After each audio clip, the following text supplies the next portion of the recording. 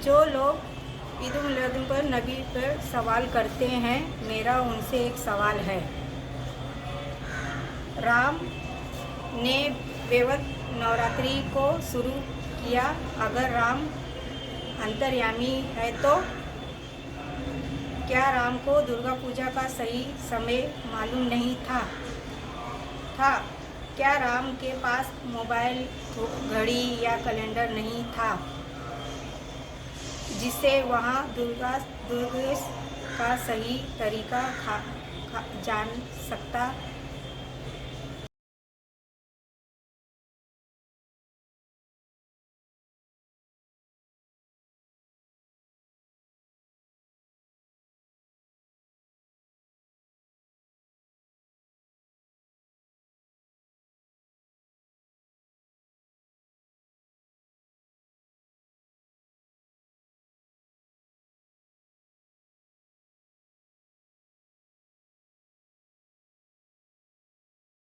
ये जो जिहादी हैं ये अक्सर ये सवाल पूछते हैं कि राम ने असमय यानी अकाल बोधन में क्यों अलग से चौथा नवरात्रि शुरू किया।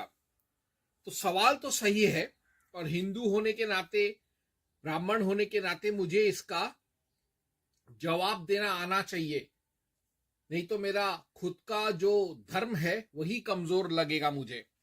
तो मैं आज इसका गवेषणा करने का कोशिश करूंगा।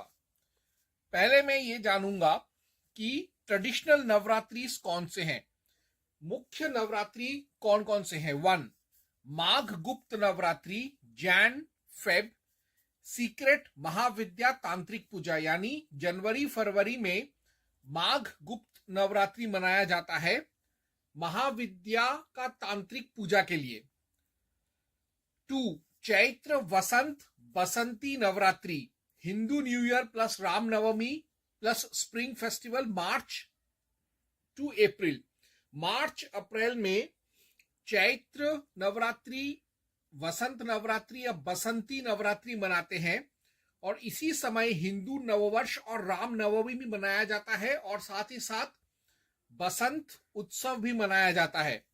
3 आषाढ़ गुप्त नवरात्रि, जून जुलाई मॉनसून फॉर प्रॉस्पेरिटी, सात्विक, यानी ऐश्वर्य के लिए सात्विक पद्धति से एक नवरात्रि मनाया जाता है जून जुलाई में बारिश के मौसम में, जिसे कहते हैं आषाढ़ गुप्त नवरात्रि। इन 3 प्रमुख नवरात्रि होने के बावजूद चौथा नवरात्रि शुरू करने का कारण क्या है? चौथा नवरात्रि दरअसल है अकाल बोधन, जिसे कहते हैं राम नवरात्रि या शारदा नवरात्रि उर्फ शारदीय दुर्गा पूजा। इसका एक और नाम है महानवरात्रि या दुर्गोत्सव। यह ऑटम अर्थात सितंबर अक्टूबर पतझड़ में मनाया जाता है और इसका मुख्य फोकस ऑन महिषासुर वध, दशहरा, दिवाली, और इसका मुख्य जो चिंतन मनन होता है वह है राम द्वारा दुर्गा पूजा और महिषासुर वध, दशहरा और दिवाली। परंतु यह प्रश्न अभी भी जीवित है, वाई राम पायनियर्ड अकाल बोधन, की असमय दुर्गा पूजा करने का क्या जरूरत पड़ा राम को। तो इसके लिए मैं सर्वप्रथम पढ़ूंगा Mahabhagavata Upapurana 42.26 to 27। Ram comes to know of Ravan's secret worship, अर्थात राम जो है विभीषण और उसके गुप्तचरों के माध्यम से राम को यह पता चल गया कि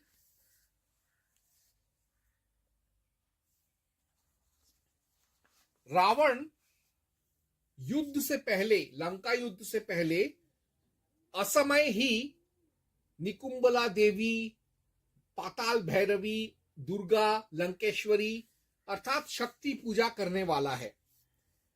तो श्लोक है महाभागवत उपपुराण 42.26 to 27। वो कुछ ऐसे है।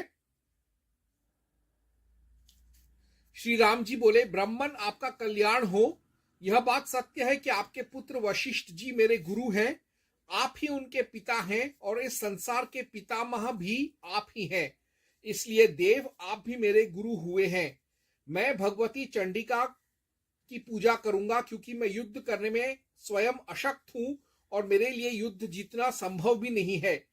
फिर भी जगदम्बा की कृपा से मैं रावण को जीत सकता हूं। यदि वह रावण भी शुक्ल पक्ष में देवी सुरेश्वरी की पूजा करेगा और यदि देवी जगदम्बा उनकी पूजा से प्रसन्न होकर स्वयं उसे वर दे देती हैं, तब फिर मैं युद्ध में उस भयंकर पराक्रमी को कैसे मार पाऊंगा। यानी रावण भी ऐसा ही एक असमय पूजा करने वाला था। तो इससे पहले कि वो अपना पूजा संपन्न कर सके, राम उससे भी पहले फौरन पूजा करके देवी का आशीर्वाद लेना चाहता था। इसके अलावा भागवत पुराण, महाभागवत पुराण 40.5 to 10 में है, Ram doubtful of victory. Ram जो था उसको अपने युद्ध में विजय से उसको कुछ खास विश्वास नहीं था। उसको ऐसा लग रहा था कि शायद वह हार जाएगा और उसका युद्ध में जाना व्यर्थ हो जाएगा। तो ये चीज भी हमको पढ़ने को मिलता है। 41 मैं पढ़ रहा हूं महाभागवत पुराण 41.5 to 10। श्री राम जी बोले, युद्ध दुर्मद रावण आदि प्रमुख पराक्रमी तथा महाबली वीर राक्षसों को युद्ध में मैं कैसे जीतूं, यह मुझे बताएं। सुरश्रेष्ठ, मुझे बड़ा भय लग रहा है।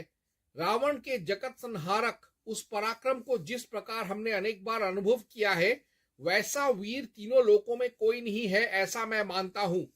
इस समय ऐसा सुना जाता है कि महाबली पराक्रमी तथा राक्षसों में श्रेष्ठ उसका भाई कुंभकर्ण युद्ध में आएगा।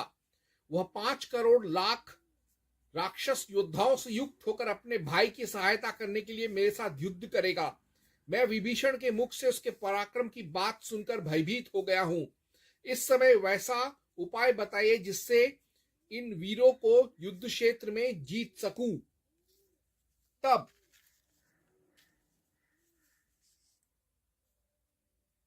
महाभागवत पुराण 41.12 to 21, 42.28 to 29 ब्रह्मा एडवाइजेस। तब ब्रह्मा राम को यह सलाह देता है कि वह दुर्गा की उपासना शुरू कर दे। तो अभी मैं पढ़ूंगा महाभागवत पुराण 41.12 to 21, 42.28 to 29। श्लोक ऐसे है।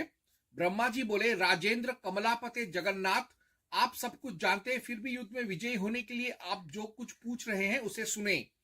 आपको तीनों लोगों की पूजनीय माता ब्रह्म स्वरूपा सनातनी भगवती कात्यायनी की उपासना करनी चाहिए। वे महान भय का निवारण करने वाली हैं तथा स्वयं अपराजित रहते हुए सभी लोगों को विजय देने वाली हैं। महाबाहो, संकट से उबारने वाली उन भगवती दुर्गा की प्रार्थना कीजिए। शत्रुसूदन, बिना उनकी प्रसन्नता के महाबलशाली रावण आदि राक्षसों को आप युद्ध में जीतने में समर्थ नहीं हो सकते। जिनके नाम का स्मरण करते हुए भगवान शंकर भयानक हलाहल विष पीकर भी मृत्यु को जीतकर इस संसार में मृत्युंजय के नाम से विख्यात हुए। रघुश्रेष्ठ महामते, उन भगवती को प्रसन्न कर आप लंका को जीतिए। देव, वे दुष्ट संहारिणी है और उनकी सभा भी विजय प्रदान करने वाली है। आप इस समय संसार की रक्षा के लिए और युद्ध में विजय पाने के लिए अवश्य ही उनका स्मरण और पूजन कीजिए। प्रभो, राक्षस राज रावण की भगवती चंडिका में पराभक्ति है। उन देवी की कृपा के बिना उसको युद्ध में जीतने में कौन समर्थ हो सकता है। महामते, देवादिदेव भगवान शंकर और मेरे सामने उन्होंने भी आप महात्मा के लिए ऐसा ही कहा था। मधुसूदन, आप तो स्वयं सब कुछ जानते हैं, फिर भी आपने विजय हेतु जो कुछ पूछा है उसे आपके लिए कहूंगा।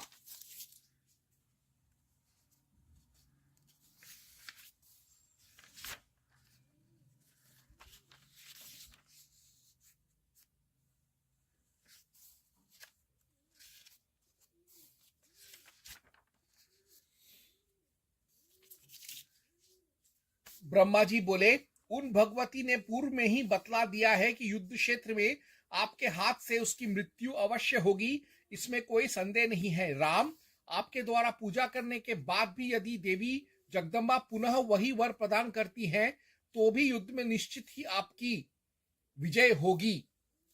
उसके बाद महाभागवत पुराण 42.19 to 21, Ram still doubtful. Ram को फिर भी शंका होता है कि क्या वह युद्ध जीत पाएगा।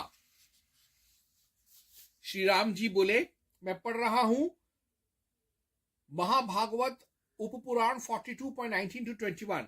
श्री राम जी बोले, वे साक्षात परात्परा जगदम्बा देवी निश्चय ही विजय प्रदान करने वाली हैं और युद्ध में जीतने की आकांक्षा वाले को अवश्य ही उनका स्मरण और पूजन करना चाहिए, किंतु देवताओं के पूजन के लिए यह उचित समय नहीं है। इस समय महादेवी त्रिदशेश्वरी शयन अवस्था में है। पितामह, यह कृष्ण पक्ष है, शुक्ल पक्ष नहीं। इस समय सोई हुई महादेवी की मैं कैसे पूजा करूं।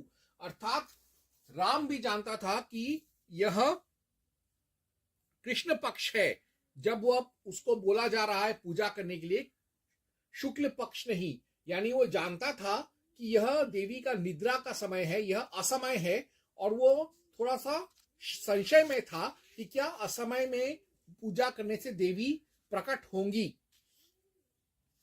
लेकिन महाभागवत पुराण 42.20 to 23 ब्रह्मा मैंडेट्स, यानी फिर भी ब्रह्मा और भी जोर देते हैं कि नहीं, तुम असमय होते हुए भी ऐसा आपातकालीन आपद स्थिति आया है अचानक से, तो तुम अचानक ही अभी के अभी फौरन देवी की पूजा शुरू कर दो।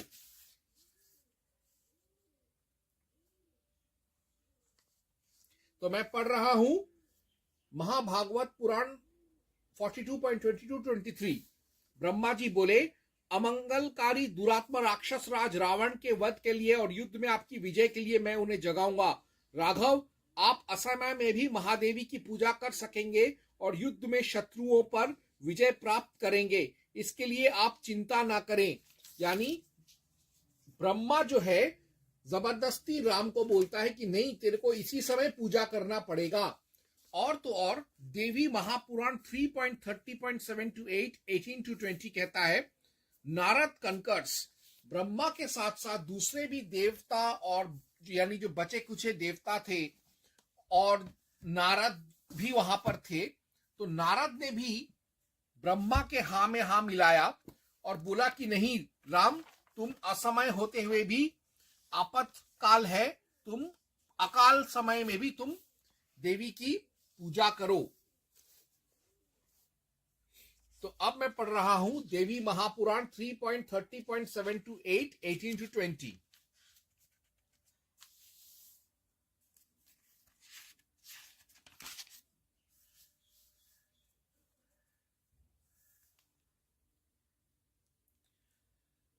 मैंने देवलोक में ही यह वार्ता सुनी थी कि दुरात्मा रावण ने अपनी मृत्यु के निमित्त ही जानकी हरण की है। हे राम, तुम्हारा जन्म रावण के वध के निमित्त ही है। हे नराधिप, इसी कारण जानकी का हरण हुआ है।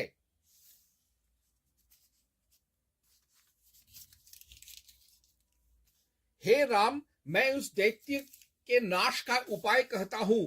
तुम श्रद्धा पूर्वक आश्विन मास में व्रत करो, नवरात्र का उपवास और भगवती का पूजन करो।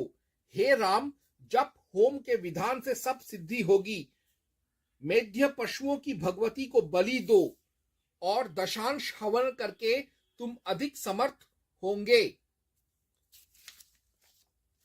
महाभागवत पुराण 43.90 to 92। Even Brahma and देवताज worship.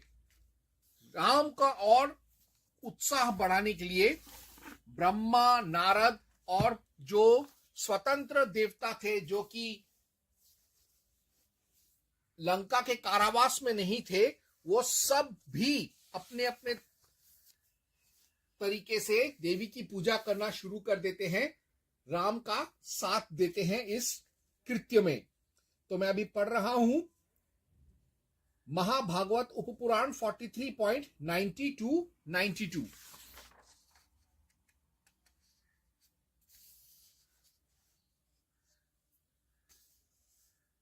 Ram, देवी के पूजन के लिए आपने मेरा वरण कर लिया है। आज आर्द्रा नक्षत्र के योग में पूजन आरंभ कर कृष्ण पक्ष की नवमी को भगवती का प्रबोधन करके जब तक आप राक्षस राज रावण का वध नहीं करेंगे तब तक युद्ध में आपकी विजय की कामना से प्रतिदिन उनकी पूजा करूंगा। राम राघव, आप पवित्र होकर ध्यान पूर्वक देवी का भक्ति से स्तवन करके राक्षसों के साथ युद्ध करें, आपकी विजय होगी। श्री महादेव जी बोले, इस प्रकार कहे जाने पर श्रीमान भगवान श्री राम देवी के प्रबोधन के लिए समुद्र के उत्तरी तट पर पितामह ब्रह्मा तथा अन्य सभी देवताओं के साथ बिल्व वृक्ष के निकट गए। तब भगवान श्री राम ने युद्ध में विजयी होने के लिए उत्तराभिमुख हो हाथ जोड़कर जयदायिनी पूजनीय मां जगदम्बा की स्तुति की। आगे महाभागवत पुराण 45.129 राम स्टार्ट्स, यानी इतना सब बातचीत खत्म होने के बाद अंततः राम भी मान जाता है और वह भी देवी की पूजा अकाल बोधन असमय कृष्ण पक्ष में ही शुरू कर देता है। इसलिए मैं पढ़ रहा हूं महाभागवत पुराण 45.129। श्री महादेव जी बोले, सूर्यश्रेष्ठ ब्रह्मा जी बिल्व वृक्ष की छाया में भगवती जगदम्बिका का असमय में ही भक्ति पूर्वक पूजन करके और बार बार उन्हें साष्टांग प्रणाम करके वेदोक्त स्तुति तथा देवी सूक्त के द्वारा भगवान श्री राम की विजय के लिए भगवती सुरेश्वरी का प्रबोधन करने लगे।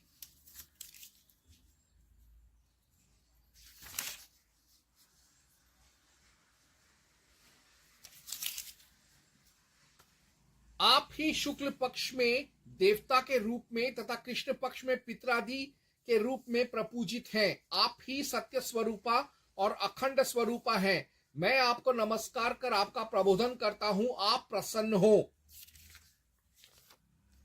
देवी महापुराण 3.30.41-45 राम डज ऑल, यानी अब सबका प्रेरणा मिल गया राम को, तो राम पूरे उत्साह के साथ, पूरे भक्ति श्रद्धा के साथ, पूरे कष्ट को झेलते हुए वह देवी का जो पूजा करने का जो रीति रिवाज है वो एक एक करके सबको संपन्न करता है। वो किसी भी कर्मकांड को छोड़ता नहीं है, चाहे कितना भी मुश्किल हो और चाहे कितना भी समय लगे। तो इसके लिए मैं पढ़ रहा हूं देवी महापुराण 3.30.41-45।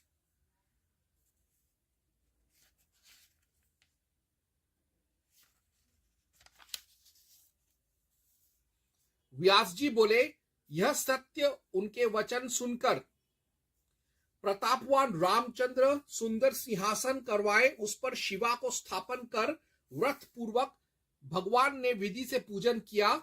आश्विन मास के उस गिरी वर पर प्राप्त होने पर उपवास में तत्पर होकर राम ने उत्तम व्रत किया, होम बलिदान और विधि पूर्वक पूजन भी किया।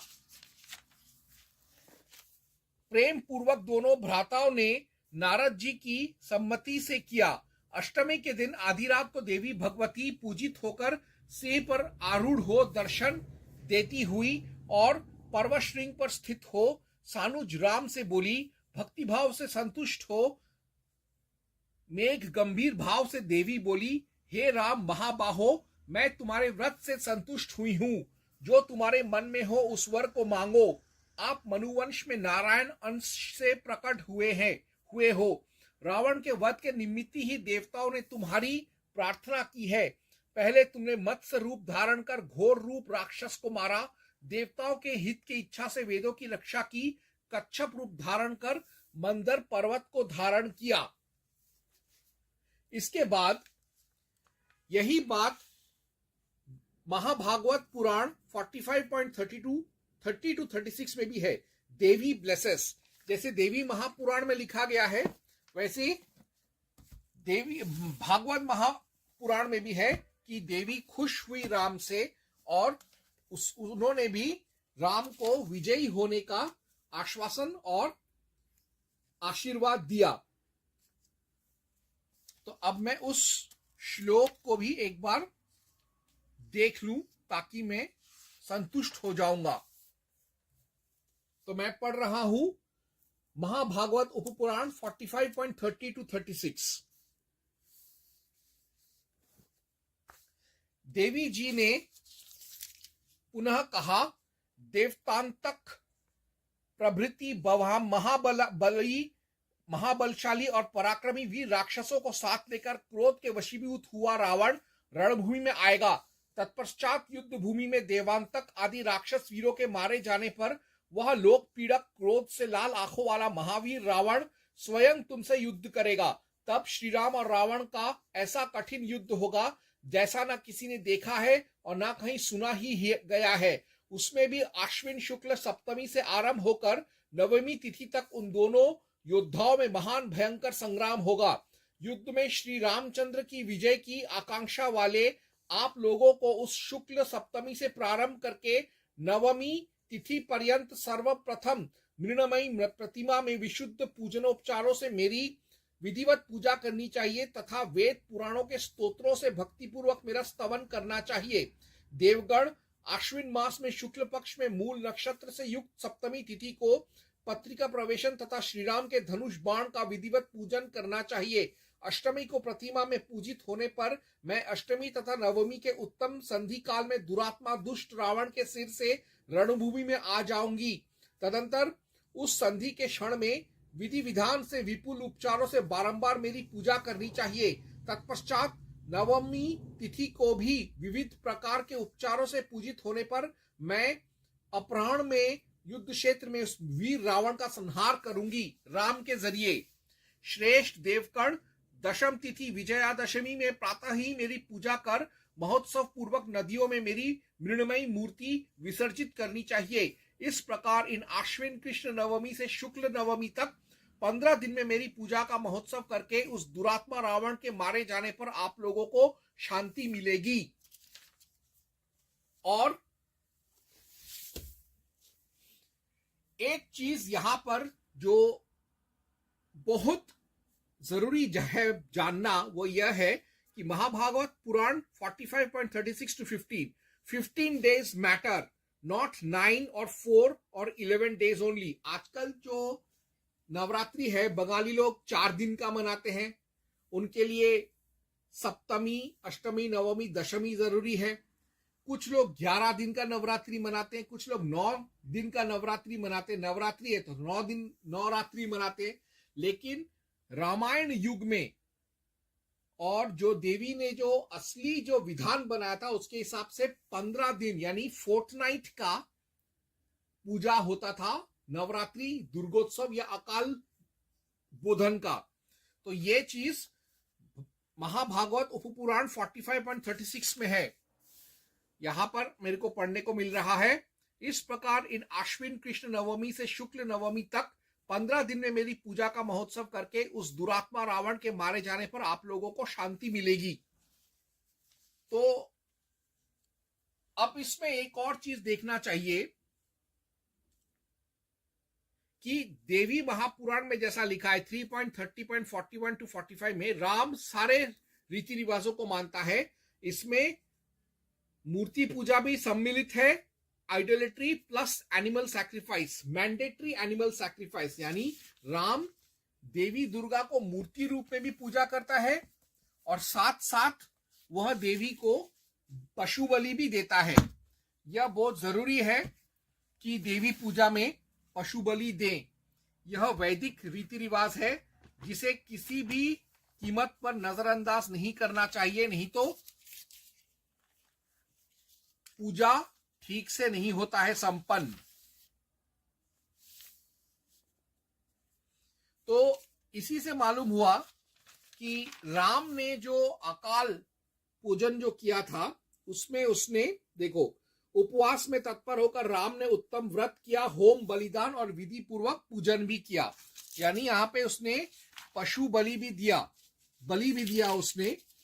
तो इसी से पता चलता है कि राम ने अकाल बोधन इसीलिए शुरू किया ताकि वह रावण को मार सके और रावण का असमय पूजा से पहले वो अपना पूजा संपन्न करके देवी का हृदय जीतकर उनका आशीर्वाद देकर रावण का संहार कर सके। तो यह है वो वैज्ञानिक कारण जिसकी वजह से रावण को मारने के लिए ही राम ने अकाल बोधन का परंपरा शुरू किया था। और यह परंपरा को शास्त्र और पुराण मानते हैं। तो अकाल बोधन का मजाक उड़ाना नहीं चाहिए या अकाल बोधन का निषेध नहीं करना चाहिए या बहिष्कार नहीं करना चाहिए, बल्कि उसको हिंदू धर्म का एक अभिन्न हिस्सा मानकर उसमें भी आस्था रख के उसको भी करना चाहिए। ओम हं हनुमते नमः।